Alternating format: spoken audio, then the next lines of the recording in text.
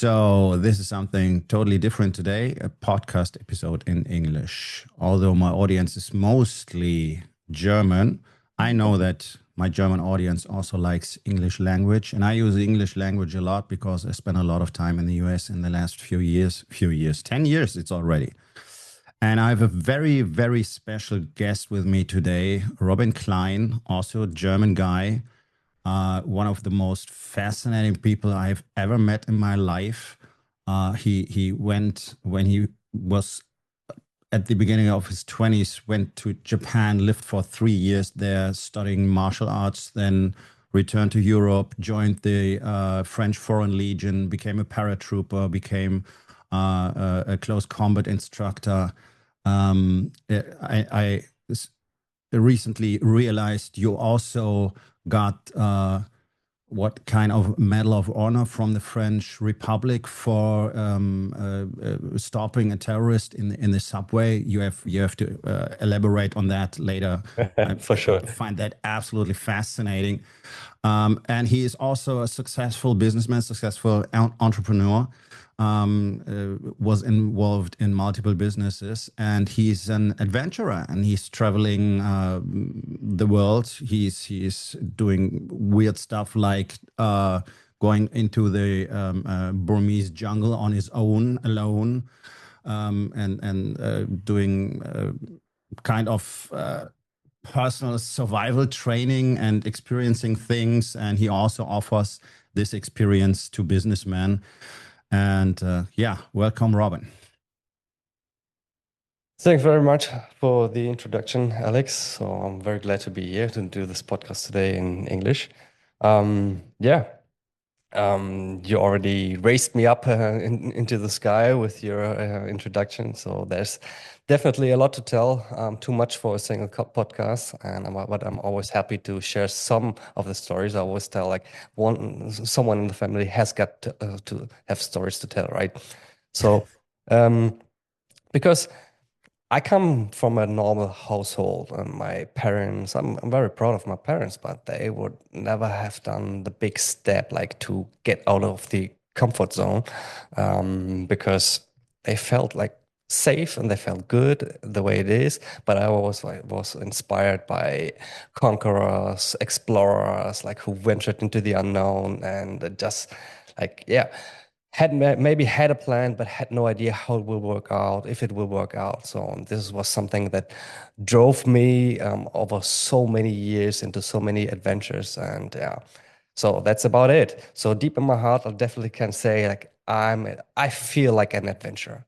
I feel like an adventurer, even if I had done different things in my life as well. But my heart beats for adventure.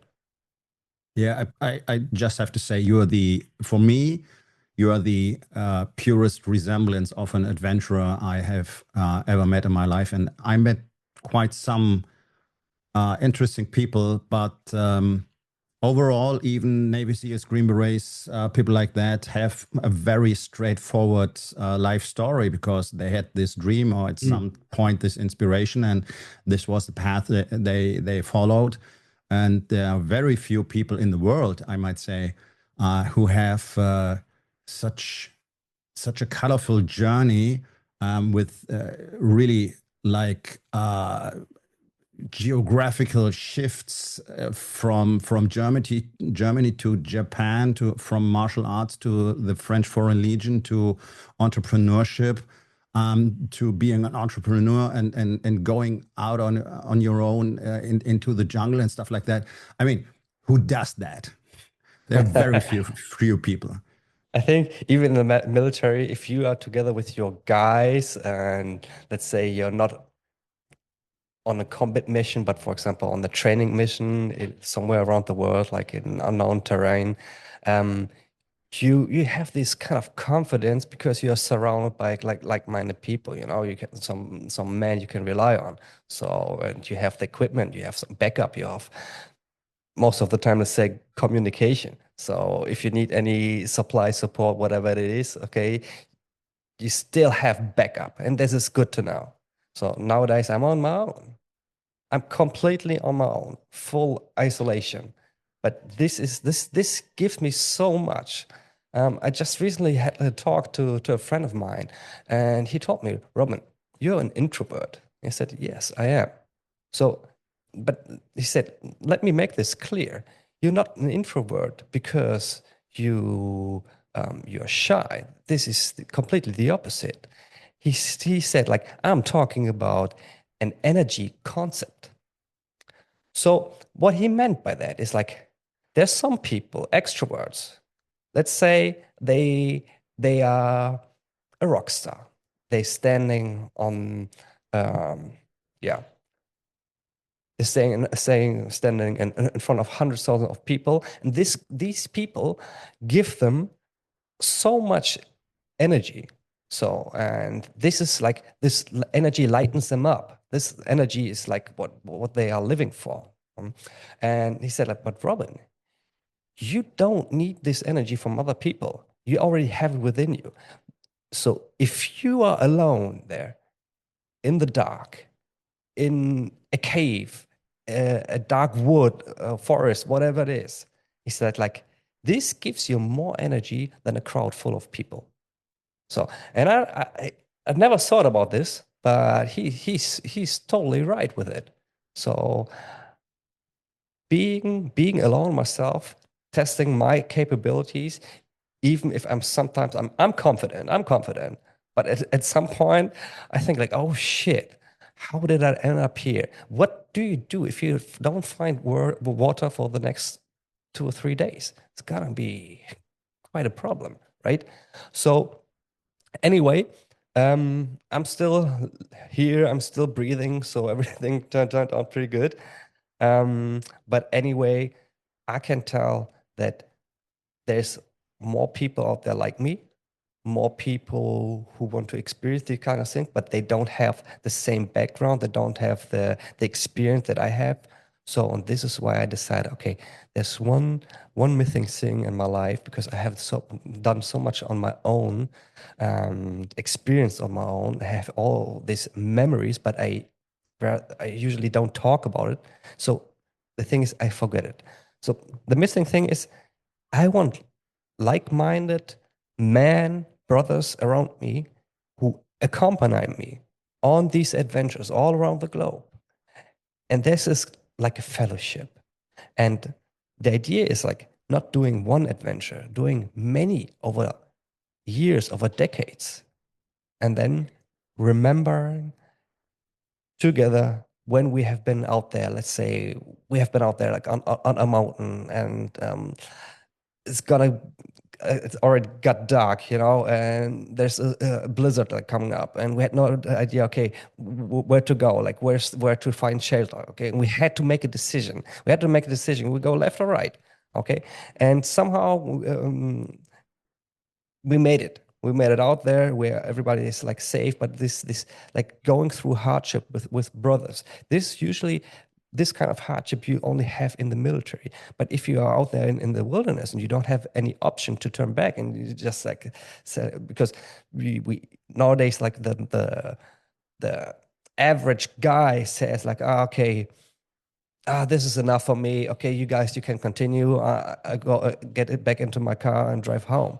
Okay, you don't have this option in the wilderness. So you are forced to make a decision, even if you don't want it. You are forced to push yourself until safety.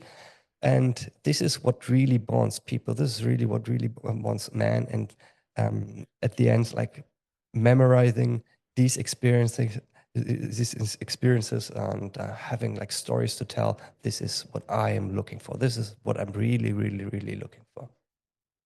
Yeah. Man, this is so fascinating, and there's so much in there right now.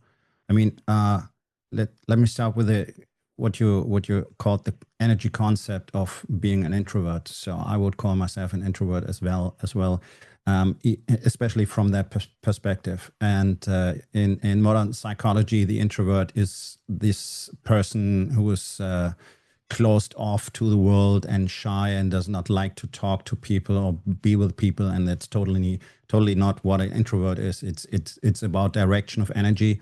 It's about being self-sufficient, right?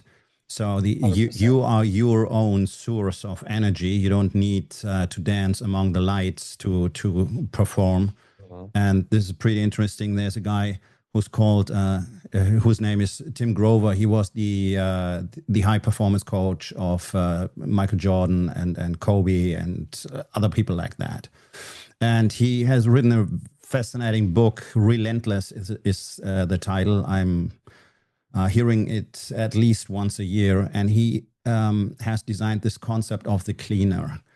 And he gives this example from the NBA. There are the superstars who can only perform when there are 60,000 people in the stadium and they are cheering and clapping and shouting out for them, and the lights are on and they dance in the light and they can perform. This is not a cleaner to him. A cleaner is somebody, there's nothing there, nobody's cheering, nobody's clapping, like you said it, and he's performing on the highest possible level because he's self-sufficient. And this is, like he states, like 0.0001% of the population who are like that. And this is what I heard when you talked. And I mean, being introvert is not being lonely, right? And it's not closing oneself off to the world and I don't want to meet people, but I'm self-sufficient on my own and I can do this. I can go for weeks and be at the point where quitting is not even an option. I mean, don't ever quit. Okay, pretty cool. I would say at some points in life, it's harder to find out where you should quit. But what do you do when you're in a situation where you can't quit? And would you say these are the situations where a man finds out who he really is? Oh, 100%, 100%. So I'm confident that most men, women as well, but most men are so much capable of doing more if they just would have been in a situation where they're forced to do things that they usually wouldn't do, like just like to push themselves through the only way possible. And this is really where you find out what you're made of. So of course, like there's like fight, flight, or what is it? Yeah, fight, flight, or freeze, exactly. So, but I'm sure it doesn't need to necessarily to be that hard all the time. It's just like taking away the option of returning is like a catalyst for so many things. So sometimes we have skills we don't even know about. So because you were never forced to use these skills, you never were forced to discover these skills. And in the end, if you have done something new, if you have accomplished something you haven't never thought about it, this makes you so much more confident. And this is like how you walk through life differently. So my goal was always like, I want to be the guy that walks up head high through the streets. Even if nobody knows him, he knows what he is capable of. So no matter what situation is coming up, and this is the lesson which I have learned over the years, and it's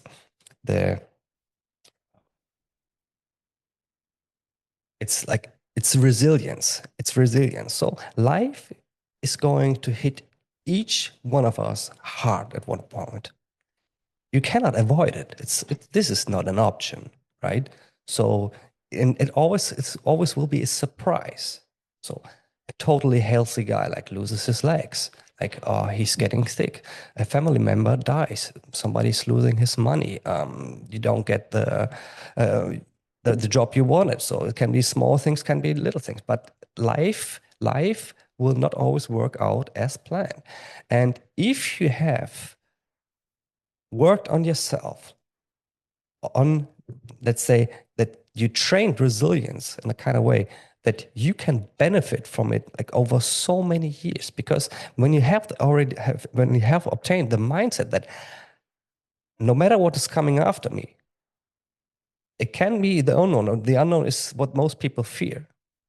And especially if you know that it can be the unknown that is going to be after you, but you know it's going to be fine because you always find a solution. And this is the most important thing, so that you like how you think about yourself, right? How you talk about or how you talk to yourself. So David Goggins, like a good example. So none of us has an idea what is going through his mind when he's running not only once, but let's say a couple times a week, like a marathon or maybe daily a marathon or ultra marathon. So this is at one point when your body is like so exhausted, broken, and you talk to yourself. You gotta find this inner voice that pushes you like through all these odds. And this knowing that you have this ability, no matter what the situation will be, no matter how hard life will be, no matter what the challenge is, but you have found out that you have this ability to overcome these circumstances. Oh, this is worth everything. This is worth everything in the world. It's more valuable than everything else. So just that having the right mindset. Yeah. So this is, I want to have more people around me like this who found out that they are capable of doing so much more they ever dreamt of. Yeah, absolutely agree. This is my mindset as well. This is what I was pursuing for myself all my life in a different way than you did. But exactly this, I would go a step further. Resilience is experiencing hardship and getting the ability to resist, right, to cope with that. And I like the term anti-fragility, because the unknown, which you experience when you're out there on your own, this is completely, it's uncalculable. So you don't know what is coming. So you cannot train for things you don't know can happen, right? That's everywhere in life the same. So I can train in the field of medicine. I can train emergency medicine. I can prepare for, let's say, 50, 60% of the stuff I experience, but there will always be new events I have never experienced before, which are pretty scary, where the stakes are high. It's not my own life in that case, okay, but it's a human life that's on the line, right? And I have never seen that before. So are you still able to function, right? And then in the military context, the same thing. You train for certain scenarios. You get specialized on the highest level. I mean, when you talk about the military, that's not the military, right? That's a very special branch where you actually train exactly that. How can we function when the chaos hits? Because you never have all the information, and shit happens, shit goes sideways, and the whole plan is just for trash in the first 5 minutes, right? So you have already been trained in a certain way, in all fairness. But I mean, who seeks out training like that, right? That's a certain kind of people with a certain kind of mindset. People who want to meet chaos, who want to. Usually, it's I want to find out who I am, right? So in the French Foreign Legion, maybe there are some guys who are trying to escape something, maybe just trying to escape this normal life, this complacency, this comfort zone. But I guess for me, it was the case. That's why I started when I was 50, searching for these SEAL-style trainings over days, just to make this total cut and to find out again what I'm made of. What is my mindset actually? Because sitting in this chair, it's easy to talk about mindset, right? And what I'm going to do when it happens. And we both know that usually doesn't work out. And to find out who you are is one of the main drivers for people, I would like to say, like you, right? Yes, when I was younger, I wanted to become a someone, and I didn't feel man enough. I didn't feel like masculine enough, so I was definitely seeking hardship. I was fascinated by books, by movies, by great heroes out there. So, but you told me just something about the suffering, and I want to share a story with you, which I think made me different than most of the other legionnaires, because I was intentionally like seeking the struggle, the pain, the hardship, like I don't know if you know Dragon Balls, like this Yeah. is it's a great story, like it's let's say a child, like okay, he comes from a different planet, whatever. He later discovers like he has kind of abilities, but he was always like on his conquest, like going from one place to another, learning, improving, getting better, struggle, falling back. It's so a classic hero story. So, but he always like came out stronger. So, in my mind, this physical pain, the suffering, was inevitable, and I really was looking for this. So this is also why I joined, why I went to Japan to train and a martial arts dojo. So for me, it was not about like only getting up at 4:30 in the morning, training every day. Okay, what's training? Okay, potentially you said like, oh, I'm gonna be better. I want to be a good fighter. But for me, it was more like it it should be tough. It should be raw. I remember at one point like I was training with a guy, Chris from the United States, and we were hitting each other. So and then like one had to block, one had to strike. So I hit again and again and again. We pushed ourselves. He said like strong, and this is how we did always like with all the grips and pushing us to the ground, stroking whatever it is. So always like pushed ourselves like do stronger. So I hit him so hard, I broke his arm. I broke his arm. One of the masters told him, Chris, and the class just started, was the warm up, okay? And one of the masters said, like, Chris, sit down in the corner, wait until training is over, and then we take care about you, okay? And this is just one story, so okay. And at one point, we started like a master. There was a time that I was um, obviously the only student like for over a couple weeks, months. So, and my master, he started to hit me with a bamboo stick like on the daily basis. I stand like it was arms spread, and he started to hit my body, my arms, my legs, like harder, harder, everywhere, everywhere. So why did he do this? The idea is like, if you learn how to deal with the pain on a daily basis, you don't feel it you don't fear it anymore. Okay, it's always you're going to feel something. So, but it gets tougher. But it's not the point. It's like it's the mind work. So then when you are later faced a situation where you might go into a battle, a combat, or whatever it is, you don't fear anymore because you're used to pain. And this is what made me different or what separated me from the later from the legionnaires. So because I was still my mindset like it's going to be harder, it should be tougher, and I saw many guys deserting, because they said like I can't stand it anymore. And but this physical pain was always the way to mental freedom for me. So why do I say this? It's like if you once understood that your limit is not your limit, and there's like some sayings like, okay, if you're totally exhausted and then you're still you have like 80% of your energy left, that's great, but it's not, you cannot really feel it, you cannot really say now it's the point. So but once you understood that whether it's the pain or the exhaustion or whatever it is, you can endure so much more. This is like this is an awesome film. So you're looking, you're searching like to find the point. Like okay, where's the end? And at one point, this is like why I feel like so. Let's say I feel myself like so close to David Goggins. If he's running, so at one point. Of course, what's through is going through your mind. It's like you might gonna die if you continue, and start deal with that with this thought.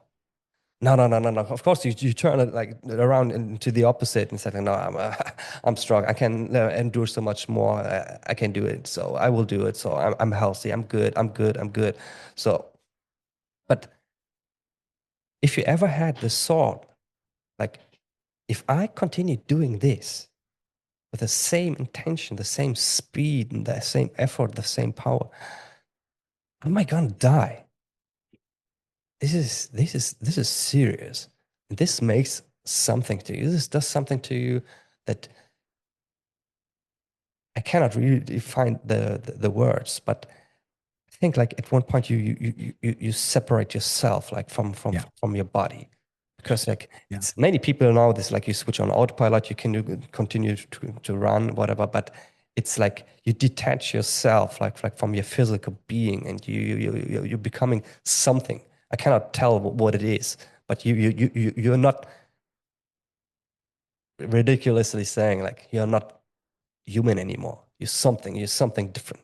Something different. And this is why I understand like why he's doing this. So he's like at a level that we will never understand. So because like I think he's one of his kind, and what he does, not only once, not only for a year, not only for 2 years, like he's doing this like for so David Goggins like for over so many years now. This deserves a lot of respect. And I was one of the guys who was always like looking for this hardship, but I was also the guy who always wanted to continue. So I never wanted to stay where I'm at. And by staying where I'm at, it's not like that I say like other people stop developing themselves. Now it's more with the world is so great, so big, and there's so much things to discover. And same as like the previous adventurers, the explorers, the conquerors, or Son Goku. Okay, he never rested. You know, he never said like, "Oh, this is my place. Here I have my JoJo. I can train. Here I have my wife, my family, whatever." So there was always something deep inside of him that pushed him forward, like to continue his journey. And this is how I feel inside myself. Is that I'm on a journey. I'm currently in Dubai. I feel good here, but it's definitely um, not the place where my journey will end. So I'm always looking like for new things to discover, new things to experience, to meet new people, awesome people. I think there's so many great people out there that I don't know yet about them, but I love being inspired by other people, seeing what they are capable of, and I want to inspire other people as well. Like so, if this is the least footprint I can um, leave here, or inherit like to um, the younger generation, then is like being inspired by someone is great. And it's not like, wow, I'm watching Instagram, how wow, like he has a Lambo and has a yard, whatever. No, it's like being inspired by truly, I mean, like a feeling. I'm not talking about jealousy. I'm talking about a feeling having inside of us that like gives you energy, like lightens you up, and wants you to do more with yourself, with your life. Man, there's so much in there. We are barely half an hour in, and when I re-watch this, I will take so many notes. And this is actually a podcast series we could make out of this stuff you just have been talking about in the past few minutes. It's so incredibly deep. So what I'm hearing is the journey of life for you is about evolving. It It's is. just becoming something different, just like every day, I might say, in small portions, sometimes in big portions. But it's about not staying where you are, not being satisfied with who you are, with Mhm. what you are. And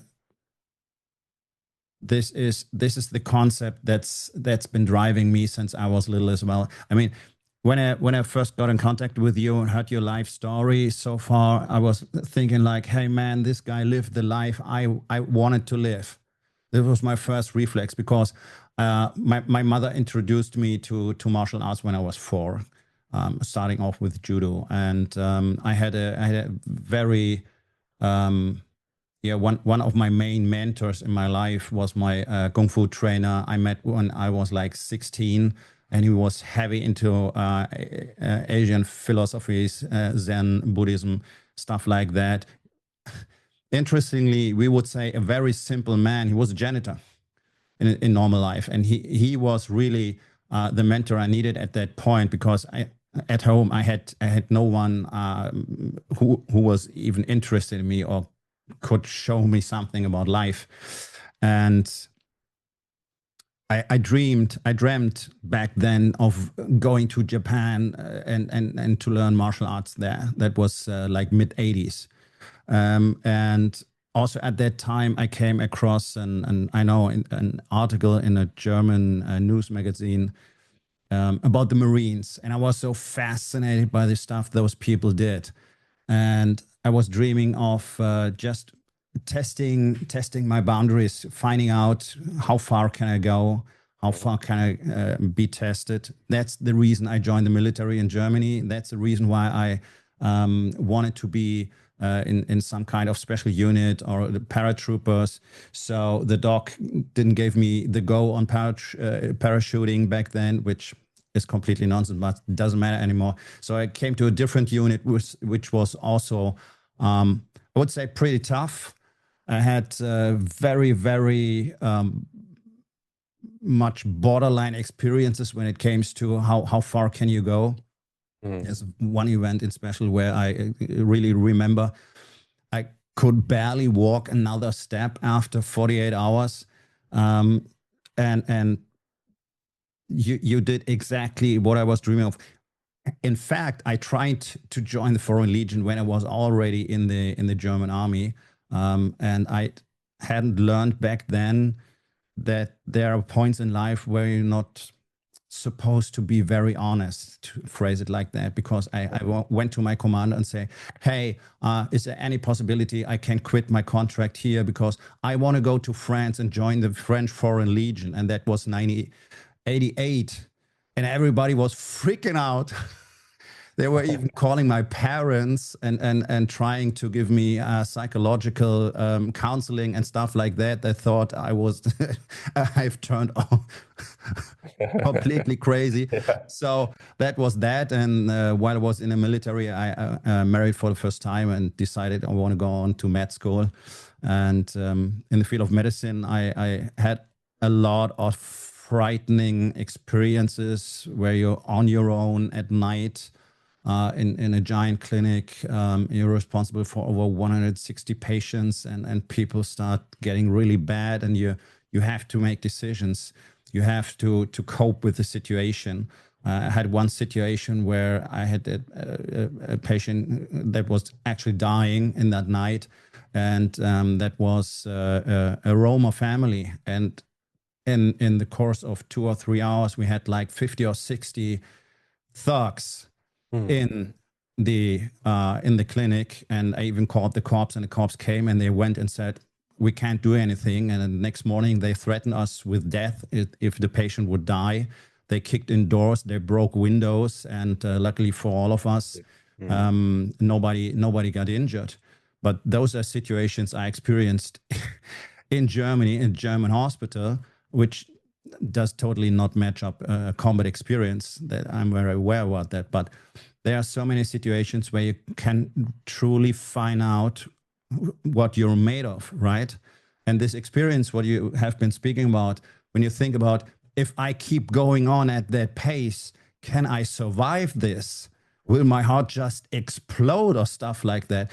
This is an experience I made the first time really to 16, and then again in 17 a couple of times when I decided I want to test my boundaries, my borders again. So I totally feel what you're talking about. There was this one point at night where I really thought, I don't know, I'm 50 years old and my heart is beating like with the frequency of 200, and how long can I do this? Is this going to work out? Exactly. And then this thought about quitting, right? I could raise my hand and say, I'm good. And I don't know how it's in the French Foreign Legion, but those SEAL guys, they come to you with fresh coffee and go like this and say, hey, we got donuts and blankets in the back and you can take a hot shower. You don't have to do this, right? Exactly. Why don't you just stop? I mean, this is awful. So, and This you really tries to see seduce people you. struggling in that moment. It sounds funny, but you really see people thinking about it. Yeah, this, oh my God, this would actually be great. But nobody quits in that situation. That was also a great experience. And one last thing I wanna add, so that I don't forget it. You were talking about pain and seeking out the pain and going deliberately into pain, into these moments, to be experienced with that, right? And I thought, this is about interpretation. How do I interpret? What is my interpretation of a situation like that? What's my interpretation of pain, of hardship, of chaos? Is it a problem? Will I be afraid? Is it something I just fold and withdraw, or is it something that lets me thrive and look for solutions and just make me feel alive, right? So I think a lot of life is about interpretation. What does it really, really mean? For you and me, situations like that is, oh, yeah, okay, this is cool. I'm home, right? And very important to emphasize this again. You said it. It's not about not feeling pain, not about not being aware. It's not about like just being an idiot and doing stupid stuff. And if it hurts, anyways, it's like, hey, this is what makes me become real, right? It's just becoming real and raw. Who am I in this situation when it gets dark? And I actually think you said a lot of stuff you can hear from all these life coaching gurus, limiting beliefs, mindset, push your boundaries, push your borders and stuff like that. But do you actually think I can learn that by not going through actual hardship? No, definitely not. No, the hardship is the key. So in my word, I found out that the hardship give things value. Yeah. So if it's easy, you won the lottery. Are you really proud of you? Can you compare being proud as a lottery winner and being proud as an entrepreneur that has dedicated years, risks his own money, like went through a steady up and down, and then finally earned the same amount of money as a lottery winner? It's different. So the hardship, the suffering that you have went through, this gives meaning. This adds value. This makes things, worth it, 100%. Absolutely. Yeah, absolutely. That's what the Stoics already said 2,000 years ago, right? The only things worth it are hard to achieve. exactly. So I think we agree on the point that this is actually necessary to make you a man, right? To find out what masculinity even means to you. That's not about being toxic or treating women like, I don't know. It's like finding out who you are. That's masculinity to me. Yes. So basically what we all want deep, or what we feel deep inside ourselves is like, we want to have masculine men. Why?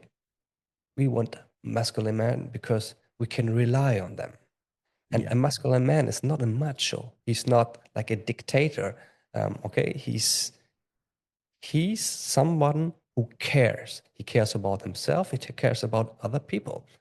And this we see in the military very, very clear, especially in the SOF, like the special forces operators. And the guy who you can rely on has clearly a higher value than a guy who has like more abilities. So this is not a modern thing. So imagine like couple of hundred years ago, 1,000 years ago. So you want to surround yourself with men you can rely on. Like if you go for a hunt, like you want to fucking hunt the mammoth out there. Okay, maybe on the way to hunt the mammoth, you had to fight saber-tooths, tigers, whatever it was. Back then, or maybe there was like a hostile tribe that might be attacking your tribe as well. You had to defend yourself. So you want to surround yourself with men you can rely on, and then you can create things. It's not only like to being prepared like for battle. No. So it's a small thing. So it's knowing somebody is capable of, knowing that you can trust and rely on somebody, and knowing that he will be there. Not like hypothetically, is also like he will be there. If we say like, okay, we meet at 1, then he'll be there like 5 or 10 minutes prior. Okay, this is how you find out like who you really can rely on. Of course, like something can happen, it's fine. So we live in a world full of obstacles, like traffic, whatever it is. But honestly, if this appointment or whatever it is, like it's really important, you can make sure to drive like 5 hours prior to be there in time, right? So, and these kind of guys, like these are special nowadays. You don't find them. It's a rare species nowadays because like everybody cares about themselves. They give a shit about your feelings. And honestly, true masculinity is, in my opinion, brothers who stick together, who can rely on each other, and even if it's necessary, they see the importance of your request. For example, like you said, like I need your help now, and then they would drop everything else and show up as soon as possible. So this is great. If you have yourself surrounded with this kind of man, and this kind of man, I'm definitely looking for when I go on adventures, because like there's always like, let's say, an adventure for like an entry, an introduction, because you don't want to overwhelm people for some, maybe it's new, but later when I know them already, let's say they are a veteran, like an adventure veteran, and I know like how their mind works, I know how they work under pressure, I know the character, I know that I can rely on them. Then there's going to be opportunities where I say like, okay, on invitation only, you, and you, and now we are going to do the serious stuff. This is going to be fun. It's not going to be easy, but this is something memorable, and this is something you're going to be proud of. And this is like, if you are, no matter if you're alone or you have a family, like people around you will notice that you are different. You're different. People will look up to you. It's not like this weird word like where status comes from the Lamborghini you drive in your 20s. Sorry, like I saw it here in Dubai. Like the first drones, when they were up in the sky, like people were leaving and fleeing the country. It's about how you carry yourself, Yes. right? It's an energy thing. You enter a room and everybody feels there's something different. And this connects, what you just said connects to a sentence I heard kind of exactly 10 years ago from one of my most important mentors. I mean, we have been talking about finding yourself, right? Making this journey to yourself, going through the dark places as well. We haven't covered that at all, but there is a lot of darkness in this process, right? Where you find out truly what your story, what your lies are you're telling yourself, and things you don't want to realize about yourself, what's in there, maybe raw primal stuff you don't want to acknowledge because it's not so very compatible with this society. Dark thoughts, dark places you have to venture, and about becoming clear about everything that is there, right? And he coined this phrase: a man who has nothing to hide will always be the most powerful man in the room, right? Oh, that's cool. Yeah. This is for me the essence of what we have been talking about. I don't have anything to hide. I don't have anything to prove to you. I'm just here. And if you are one of my tribe, you will recognize me. And this is what happened. I mean, you called me up out of nowhere and said, hey, like, I saw this podcast episode. I want to talk to you. This is exactly what I mean. This connects about time and space, no matter where people are. And I'm very convinced that even in our society, there are not too few men who belong in this tribe, but who have been like oppressed and being reprogrammed and are just being too scared to show their true colors, to find out who they are, because there's no one there to lead them. And this has become my mission, to become a man who leads other men to the place where they can actually realize, what is my true potential? Who am I really? And what is it that I want to accomplish in my life? Because for you, it's not about status or money or being great in business. I mean, these are all important aspects. Okay, but this is not what it's about. It's about finding out what is the version I can become tomorrow, not to be satisfied today, right? Yeah. Exactly. This is it. So, of course, like everybody tends at one point like to be comfortable, but being or feeling uncomfortable when you're comfortable, like, like your inner voice, like noticing something like, this is not good. This is not Yeah. where you're supposed to be. Like, this is not the end of the story, right? So there's so much more you can become. And if you once went on this ride and you just continue it, I think there's amazing opportunities showing up. But Absolutely. you have to open up your mind for this. So I think there's lots of adventures out there, lots. But most of them, they will never ever see them or notice them because they're not really looking out for them. Yeah. So Yeah. I just focused like my whole life on adventure. So this is I want to be the guy like who's doing these things. Usually you only see in the movies. So what people don't understand is like it's like you always have to sacrifice something. Yeah. So if you want to become wealthy, like Yeah. most of the time you sacrifice like your time, maybe your family, like the time, because you only have a certain amount of time um, available. So in my case, it's like I had no relationship. Um, this was in my youth something that made me really, really sad because I was working really hard on it.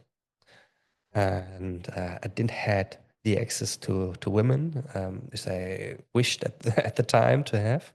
Probably the same struggle most men are going through.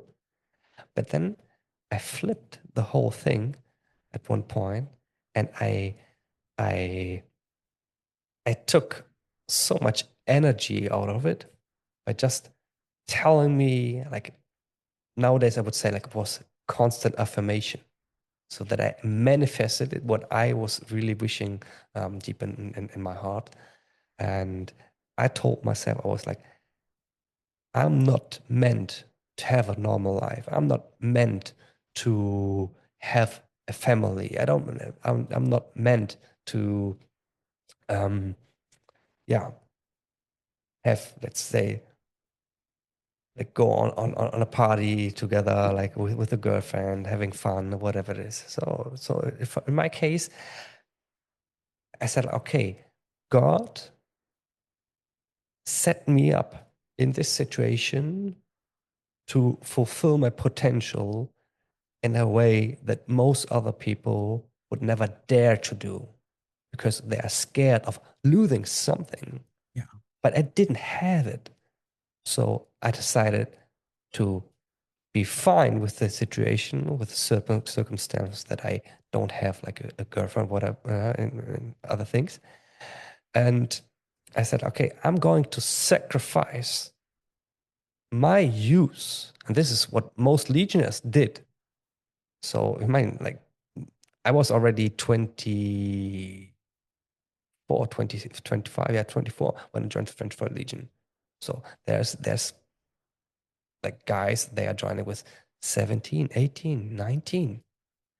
They are sacrificing their use. Sometimes they are sacrificing more. Maybe you lose a leg, you lose your life, you lose your mental health. Mm-hmm. But you sacrifice something. What I want to tell the audience is it's good to have purpose, even if it means you have got to sacrifice something to become a someone. So even in the darkest nights, there will always be light. And if as long as you believe in yourself and you have a purpose and you're on your mission to become the better you, everything is going to be fine. Everything is going to be fine. So I'm not suffering like post-traumatic stress disorder or something like this. I don't. So, and I think it's basically because I was mentally healthy all over the time. Nobody ever forced me like to do something I didn't want to do. I was prepared to do everything it takes. So whether it was like in the French Foreign Legion or on my adventures or later in business, I understood that I'm exactly where I at because I wanted to be there. And I was willing to go this path, and I never regret anything. So this is something that I realized very early. So regrets for the poor. I always focus like on the future, and every decision I made in my life, I made it. I only had the choice, like to take the decision or don't take the decision. So why wasting energy? Why wasting my mental health by regretting a decision? I can't reverse it, right? So I'm just going forward, and this helped me a lot over the years. Just building a healthy character. Yeah.